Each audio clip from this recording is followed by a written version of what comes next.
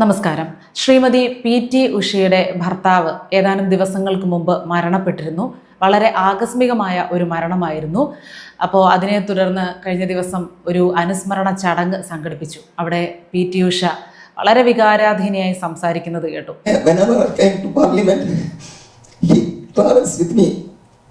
ഭർത്താവിൻ്റെ മരണത്തെ തുടർന്നൊരു ഭാര്യ വികാരാധീനയാകുന്നത് ഒരു വാർത്തയാണോ, വിഷയമാണോ, അത്ഭുതമാണോ എന്ന് ചോദിക്കുന്നവരോട് പറയാനുള്ളത്, ഇക്കാലത്ത് അതൊരു അത്ഭുതം തന്നെയാണ്. ഞാൻ ഈ വിഷയം സംസാരിക്കാൻ തന്നെ കാരണം ഇന്നലെയാണ് News 18-ൽ ഒരു സ്പെഷ്യൽ സ്റ്റോറി അവരുടേത് കണ്ടത്. സ്ത്രീകളിലെ മാറ്റം, സ്ത്രീകൾക്ക് വിവാഹത്തിനോടുള്ള താല്പര്യക്കുറവ്, വിവാഹം വേണ്ട, സിംഗിളായി ജീവിക്കാനാണ് ഇഷ്ടം. കൂടുതൽ പേര് മറ്റ് സ്ത്രീകളോടൊപ്പം ജീവിക്കാൻ ഇഷ്ടപ്പെടുന്നു. അവർക്ക് വിവാഹത്തെ തുടർന്നുണ്ടാകുന്ന മാനസിക സമ്മർദ്ദങ്ങൾ സഹിക്കാനുള്ള കഴിവില്ല. പലർക്കും പേടിയാണ് വിവാഹത്തോട്. നാളെ എന്ത് സംഭവിക്കും ഈ ബന്ധത്തിൽ? ഇത് തുടർന്നു പോവുമോ?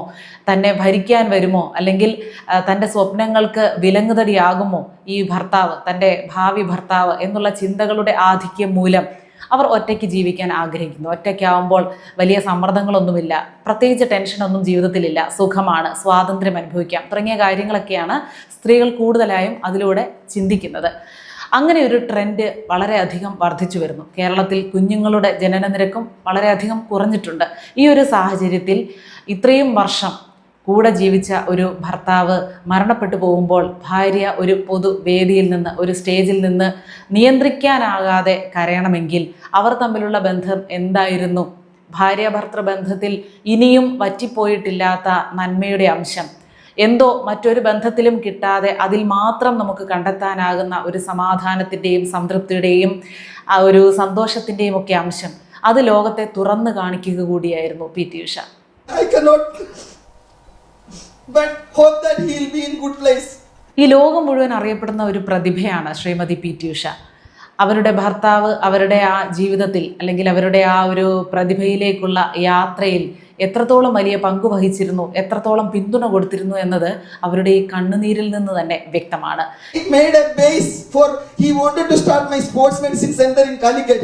നേരത്തെയൊക്കെ പറയുന്ന ഒരു സംഭവം ഉണ്ടായിരുന്നു, ഏതൊരു പുരുഷന്റെ വിജയത്തിന് പിന്നിലും ഒരു സ്ത്രീയുണ്ട്. പിന്നീട് അതിൽ തിരുത്തലുകൾ വരുത്താൻ തുടങ്ങി. അതെന്തിനാണ് അങ്ങനെ പറയുന്നത്? ഒരു സ്ത്രീയുടെ വിജയത്തിന് പിന്നിൽ ഒരു പുരുഷൻ ഉണ്ടാവില്ലേ? എല്ലാവരുടെയും വിജയത്തിന് പിന്നിൽ ആരുമല്ലാത്തവരാണെങ്കിലും ആരെങ്കിലുമൊക്കെ ഉണ്ടാവും. പ്രത്യേകിച്ച് ബന്ധമൊന്നും പറയാനില്ലാത്തവരാണെങ്കിലും ഒരു താങ്ങായും തണലായും നിൽക്കുന്ന ആരെങ്കിലുമൊക്കെ ഉണ്ടാവും, അല്ലേ? ഒറ്റയ്ക്ക് ആരും ഒന്നും വെട്ടിപ്പിടിച്ച ചരിത്രം ഇല്ല. ഇന്നിപ്പോൾ വന്ന് വിവാഹം എന്നുള്ളത് വളരെ ഓപ്ഷണലായിരിക്കുകയാണ്. ആവശ്യമുള്ളവർക്ക് മാത്രം തിരഞ്ഞെടുക്കാവുന്ന ഒരു സംഭവമായി മാറിയിരിക്കുകയാണ്. ഇതിങ്ങനെ മുന്നോട്ട് തുടരുമ്പോൾ എന്താണ് നമ്മുടെ സാമൂഹ്യ സാംസ്കാരിക വ്യവസ്ഥിതികളിൽ ഉണ്ടാക്കാൻ പോകുന്ന മാറ്റം, ആശങ്ക എന്നത് നമുക്ക് പ്രതീക്ഷിക്കാവുന്നതിലും അപ്പുറമാണ്. ഇപ്പോൾ തന്നെ ലിവിങ് ടുഗദറുകൾ കൂടി വരുന്നു. അല്ലെങ്കിൽ ഒരു ഭർത്താവും ഭാര്യയും ഡിവോഴ്സ് ചെയ്തിട്ട് മറ്റൊരാൺ സുഹൃത്തുമായിട്ട് അല്ലെങ്കിൽ പെൺ സുഹൃത്തുമായിട്ട് ജീവിക്കുന്നു. ഇന്നലെയും ഒരു വാർത്ത കേട്ടു, ഒരു സോഷ്യൽ മീഡിയ താരത്തിൻ്റെ മരണവുമായി ബന്ധപ്പെട്ട്.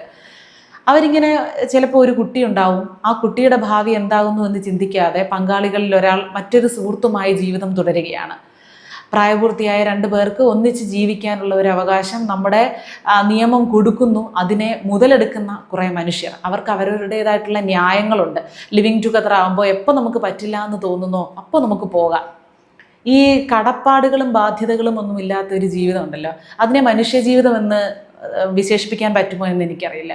ഒരു മനുഷ്യ ജീവിതത്തിൻ്റെ പൂർണ്ണത അല്ലെങ്കിൽ അതിൻ്റെ ഭംഗി വരുന്നത് എപ്പോഴാണ്?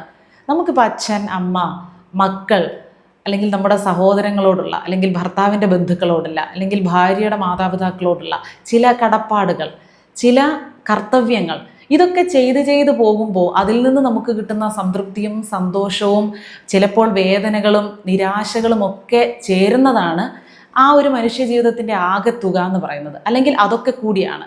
തീർച്ചയായിട്ടും നമ്മുടെ സ്വപ്നങ്ങൾ സാക്ഷാത്കരിക്കണം. അതിനാരെങ്കിലും വിലങ്ങുതടിയാകുന്നുണ്ടെങ്കിൽ അവരെ ഒഴിവാക്കിയേ പറ്റൂ എന്നുണ്ടെങ്കിൽ ഒഴിവാക്കുകയും വേണം. ഞാൻ അതിനെപ്പറ്റിയല്ല സംസാരിക്കുന്നത്. പറ്റാത്ത ഒരു ബന്ധത്തിൽ കടിച്ചു തൂങ്ങണമെന്നല്ല. ഭാര്യ ഭർത്താവ് കൺസെപ്റ്റ്, അതിനോട് വലിയ രീതിയിൽ മുഖം തിരിക്കുകയാണ് മിക്ക ആളുകളും. ചിലപ്പോൾ 10-20 വർഷമൊക്കെ ഒന്നിച്ച് ജീവിച്ചു വന്ന ആളുകൾ പോലും ഇപ്പോൾ ഇതൊരു ട്രെൻഡാണ്. നമ്മളൊന്ന് മാറി ചിന്തിക്കുന്നത് കൊണ്ട് പ്രത്യേകിച്ച് അപമാനമൊന്നും നമുക്ക് സംഭവിക്കാനില്ല. നമുക്ക് കടിച്ചു തൂങ്ങേണ്ട ആവശ്യമില്ല. അല്ലെങ്കിൽ നമുക്ക് കുറച്ചുകൂടി സ്വാതന്ത്ര്യമായിട്ട് ജീവിക്കാൻ പറ്റും. നമ്മളെ ആരും കൺട്രോൾ ചെയ്യാനുണ്ടാവില്ല എന്നുള്ള സ്വാർത്ഥതയുടെ പുറത്തൊക്കെ ഈ ബന്ധം വേണ്ടെന്ന് വയ്ക്കുന്ന ഒരുപാട് കേസുകളുണ്ട്.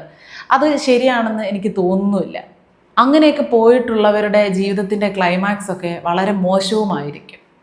അങ്ങനെയാണ് നമ്മൾ ഇതുവരെ കണ്ടിട്ടുള്ളത്. കുഞ്ഞുങ്ങളെ ജനിപ്പിക്കണമെങ്കിൽ വിവാഹം കഴിക്കണമെന്ന് നിർബന്ധമുണ്ടോ? നമുക്ക് ദത്തെടുത്താൽ പോരെ? അല്ലെങ്കിൽ വിവാഹം എന്നുള്ള ഒരു കൺസെപ്റ്റ് തന്നെ അത്യാവശ്യമാണോ ഒരു പെണ്ണിനും ആണിനും ഒന്നിച്ച് ജീവിക്കാൻ? തുടങ്ങി ഉത്തരം മുട്ടിക്കുന്ന തരത്തിലുള്ള ഒരുപാട് ചോദ്യങ്ങൾ മനുഷ്യരിപ്പോൾ ഉന്നയിച്ചു കൊണ്ടിരിക്കുന്നുണ്ട്. ഈ മാരേജ് എന്നുള്ള ഒരു ഇൻസ്റ്റിറ്റ്യൂഷൻ പൂർണ്ണമായിട്ടും ഇല്ലാതാകുന്ന ഒരവസ്ഥ കുറച്ച് സമയം ഇരുന്നൊന്ന് സങ്കല്പിക്കാൻ, അതിനെക്കുറിച്ചൊന്ന് ചിന്തിക്കാൻ എല്ലാവരും മെനക്കെടണം. ചില കാർക്കശ്യങ്ങൾ, ചില നിയന്ത്രണങ്ങൾ തുടരുന്നത് കൊണ്ടാണ് സമൂഹം ഇന്നത്തെ ഈ അവസ്ഥയിലെങ്കിലും തുടർന്നു പോകുന്നത്, ഇങ്ങനെയെങ്കിലുമൊക്കെ മുന്നോട്ട് പോകുന്നത്. മൊത്തം അഴിച്ചുവിട്ടാലോ? ഒരു കടിഞ്ഞാണില്ലാത്ത കുതിരയെപ്പോലെ അത് ഓടി എവിടെയെങ്കിലുമൊക്കെ പോകും അല്ലേ? ഒരു കടിഞ്ഞാൺ നമ്മുടെ കയ്യിൽ ഉണ്ടായെങ്കിൽ മാത്രമേ ജീവിതത്തിനെ വേണ്ട രീതിയിൽ ആസ്വദിച്ചും നിയന്ത്രിച്ചും രുചിച്ചും രസിച്ചുമൊക്കെ നമുക്ക് മുന്നോട്ട് പോകാൻ കഴിയുകയുള്ളൂ.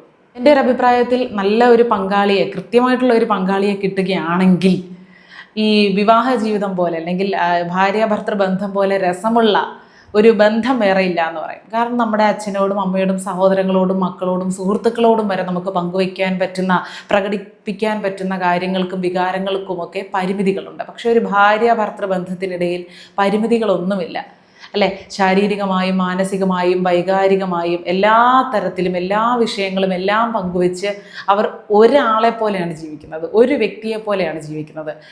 ഞാൻ കേട്ടിട്ടുണ്ട്, കുറേ നാൾ കഴിഞ്ഞാൽ ഭാര്യയും ഭർത്താവും ഒരു വീട്ടിൽ ഒന്നിച്ച് ജീവിച്ച് ഒരു മനസ്സോടെ ഒരേ കാര്യങ്ങൾ സംസാരിച്ച് അങ്ങനെ ഒന്നായി ജീവിച്ച് അവസാനം അവർക്ക് ഒരു മുഖസാദൃശ്യം പോലും പരസ്പരം ഉണ്ടാവും. അവർ രണ്ടുപേരുടെയും മുഖം നോക്കിയാൽ സഹോദരിയും സഹോദരനെയും പോലെ ഇരിക്കും എന്നൊക്കെ എനിക്ക് പലരിലും തോന്നിയിട്ടുമുണ്ട്, അങ്ങനെ പറഞ്ഞു കേട്ടിട്ടുണ്ട്. My passion was there to start my school. He stood behind me and he did all support to me. അപ്പോൾ ബഹുമാനിയായ ശ്രീമതി PT ഉഷയുടെ ഈ ഒരു കരച്ചിൽ നമുക്ക് മറ്റൊരു മെസ്സേജ് കൂടി തരുന്നുണ്ട്. നമുക്കൊപ്പമുള്ള നമ്മുടെ പങ്കാളിയെ വേണ്ട വിധത്തിൽ സന്തോഷിപ്പിക്കുക, സ്നേഹിക്കുക. അവർക്ക് എന്തെങ്കിലും കഴിവുകളുണ്ടെങ്കിൽ അതിനെ മുന്നോട്ട് നടത്തുക. അവർക്ക് അവരൊരു മനുഷ്യനാണ്, അല്ലെങ്കിൽ ഒരു സ്ത്രീയാണ്, പുരുഷനാണ്, അവർക്കൊരു പ്രത്യേക വ്യക്തിത്വമുണ്ട്, പ്രത്യേക ഇഷ്ടങ്ങളുണ്ട് എന്ന ഒരു പരിഗണന കൊടുത്ത് അവരെ അവർക്കിഷ്ടമുള്ള വഴിയിൽ നടത്തി കൂടെ നടക്കാൻ ശ്രമിക്കുക. അങ്ങനെ കൂടെ ജീവിതത്തിൻ്റെ തുടക്കം മുതൽ എത്രയോ വർഷങ്ങൾ ഒന്നിച്ച് നടക്കുന്ന ആളുകളുണ്ട്. അങ്ങനെ ഒപ്പം നടന്ന് പെട്ടെന്നൊരു ദിവസം ഇല്ലാതാകുമ്പോഴാണ് ആ വ്യക്തിയുടെ സാന്നിധ്യത്തിൻ്റെ മഹത്വം മനസ്സിലാക്കുന്നത്. അങ്ങനെ ഒരു വ്യക്തിയുടെ വേർപിരിയലിന് ശേഷവും സഹിക്കാൻ പറ്റാതെ, നിയന്ത്രിക്കാൻ പറ്റാതെ നമ്മുടെ മനസ്സ് വിങ്ങിപ്പൊട്ടുന്നുണ്ടെങ്കിൽ ആ മനുഷ്യൻ എത്രത്തോളം സ്നേഹം നമ്മുടെ ജീവിതത്തിൽ, നമ്മുടെ മനസ്സിൽ, നമ്മുടെ സ്വപ്നങ്ങളിൽ നിറച്ചിരുന്നു എന്ന് നമുക്ക് തിരിച്ചറിയാൻ സാധിക്കും. എല്ലാവർക്കും ഇങ്ങനെ പൊട്ടിക്കരയാൻ സാധിക്കണം. പങ്കാളികളിൽ ആരെങ്കിലും ഒരാൾ മരണപ്പെട്ടു പോയാൽ, ഭാര്യയാണെങ്കിലും ഭർത്താവാണെങ്കിലും നിയന്ത്രിക്കാൻ കഴിയാതെ പൊട്ടിക്കരയണം. ആ വിധത്തിൽ അവർ പരസ്പരം സ്നേഹിക്കണം. അതാണ് ഇതിൽ നിന്ന് നമ്മൾ മനസ്സിലാക്കേണ്ടത്. And whatever is my passion, he supported me everything. അവർ തമ്മിലുള്ള ബോണ്ട് എത്രത്തോളം വലുതാണ് എന്നതാണ് നമുക്കിതിലൂടെ മനസ്സിലാകുന്നത്. അതുപോലെ തന്നെയായിരുന്നു ശ്രീനിവാസൻ്റെ മരണത്തിന് ശേഷം അദ്ദേഹവും അദ്ദേഹത്തിൻ്റെ ഭാര്യ. അത് നമുക്കറിയാം, പല വേദികളിലും നമ്മൾ കണ്ടിട്ടുണ്ട്. ഒരു കൊച്ചു കുഞ്ഞിനെ നോക്കുന്നത് പോലെയാണ് അവസാന നാളുകളിലൊക്കെ ശ്രീനിവാസനെ അദ്ദേഹത്തിൻ്റെ ഭാര്യ പരിചരിച്ചത്.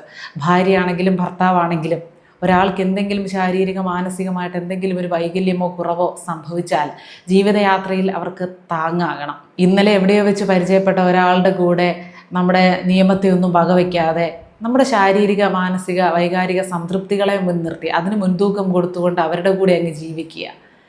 അങ്ങനെ ജീവിച്ചിട്ട് പെട്ടെന്നൊരു ദിവസം വേണ്ടാന്ന് തോന്നുമ്പോൾ നീ നിൻ്റെ വഴിക്ക് പോ, നമ്മൾ തമ്മിൽ സെറ്റാവില്ല എന്ന് പറയാം, നമ്മൾ തമ്മിൽ ഒന്നിച്ചു പോകില്ല, നീ പോ, അങ്ങനെ അങ്ങ് പറഞ്ഞു വിടുകയാണ് പല ബന്ധങ്ങളും. പക്ഷെ വിവാഹം എന്ന് പറയുമ്പോൾ അതിനൊരു ഉറപ്പുണ്ട് അല്ലേ? മറ്റുള്ള ബന്ധങ്ങൾക്കില്ലാത്ത ഒരു കെട്ടുറപ്പുണ്ട്. എന്നാൽ എല്ലാ വിവാഹങ്ങളും വിജയമാണോ എന്ന് ചോദിച്ചാൽ അല്ല. പക്ഷെ വിവാഹത്തിലൂടെ രൂപപ്പെടുന്ന ഒരു സ്ത്രീ പുരുഷ ബന്ധത്തിന് അല്ലെങ്കിൽ ഒരു ദാമ്പത്യ ബന്ധത്തിന് മറ്റ് രീതിയിൽ നേടിയെടുക്കുന്ന ബന്ധങ്ങൾക്കില്ലാത്ത ഒരു മാറ്റുണ്ടാകും, ഒരു പ്രത്യേക ബലമുണ്ടാകും. അതിൽ തർക്കമൊന്നുമില്ല. അപ്പോൾ എനിക്ക് ഭാര്യമാരോടും ഭർത്താക്കന്മാരോടും പറയാനുള്ളത്, പരസ്പരം എന്നും പിണങ്ങുന്നവരായിരിക്കും, വഴക്കുണ്ടാക്കുന്നവരായിരിക്കും, ചെറിയ ചെറിയ കാര്യങ്ങൾക്കൊക്കെ മുഖം വീർപ്പിക്കുന്നവരായിരിക്കും. എങ്കിലും ഒരാളില്ലാതെ മറ്റൊരാൾക്ക് പറ്റില്ല. ഒരാൾ ആ വീട്ടിൽ നിന്നും ഇറങ്ങിപ്പോകുമ്പോൾ മറ്റൊരാളുടെ നെഞ്ച് പൊട്ടുന്നുവെങ്കിൽ, ഒരാളെ കാണാതെ മറ്റൊരാൾക്ക് ഇരിക്കാൻ പറ്റുന്നില്ല എങ്കിൽ നിങ്ങൾ പരസ്പരം രക്തത്തിൽ അലിഞ്ഞ് സ്നേഹിക്കുന്നവരാണ് എന്ന് മനസ്സിലാക്കുക. പങ്കാളികളിൽ ഒരാൾ പെട്ടെന്നില്ലാതായാൽ എന്തായിരിക്കും ആ അവസ്ഥ, ആ ശൂന്യതയുടെ വലിപ്പം എത്രത്തോളമായിരിക്കും എന്ന് ഇടയ്ക്കിടെയെങ്കിലും വെറുതെയെങ്കിലും ചിന്തിക്കുക. ആ ശൂന്യതയെ ഭയക്കുക, സ്നേഹിക്കുക.